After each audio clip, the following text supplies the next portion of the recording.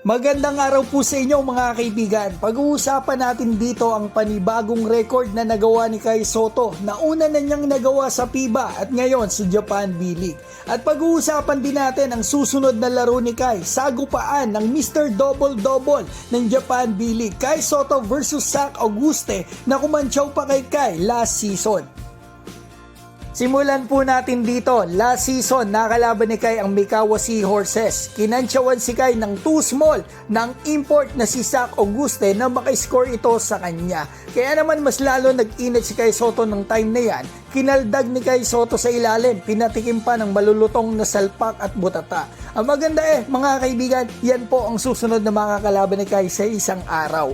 Back-to-back games pa, January 4 and 5. Ex-NBA player po pala yan mga kaibigan, dating Lakers. At yung teammate niya dito sa Mikawa ay ex-NBA player din. Si Jake Layman, drafted sa NBA 47 pick noong 2016. Naglaro din sa Minnesota. So ngayon, punta po tayo sa major topic natin.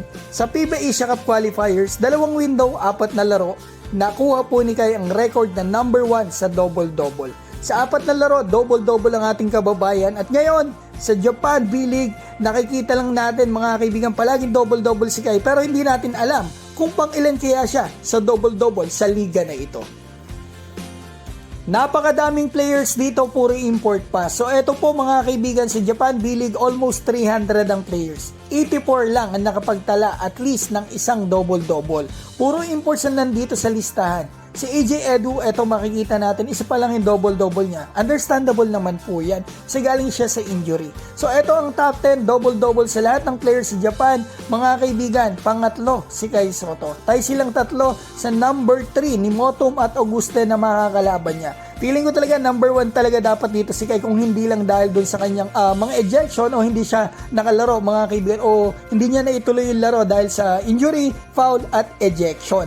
Mga kaibigan, pero sa lahat ng sentro ng liga, number 1 si Kai Sotto sa ngayon. Triple tie silang tatlo sa number 1 ni Zach Auguste na makakalaban niya sa isang araw. So talagang napakagandang bakbakan yan. Battle of number 1 double, Mr. Double-Double ng Japan B-League. So eto mga kaibigan, gusto ko lang ibahagi sa inyo, si Kai Sotto po ay pasok sa top 10 ng Japan B-League sa rebound, sa block, sa double-double, sa field goal percentage at 3-point percentage. Mga kaibigan, ipag-pray po natin na sana healthy siya palagi. Medyo malapit na rin po kasi ang pagtungo niya sa Amerika para subukang abutin ang kanyang pangarap na NBA. Suportahan po natin siya at Happy New Year po sa inyo. Shoutout ko po pala si Chris Boligao ng New Zealand, pati na si Dodong Joseph at Mags Magday, Ball Connect, Arthur Pablico, Edith Doramal, Lisenia, Hil Sabeliano, Richard Belanio, Resty Eduarte, Ronman, Joey Del Mundo, Inigo Arbas, Bush Yocaes at Dionisio Rupo. Mga kaibigan, maraming salamat po.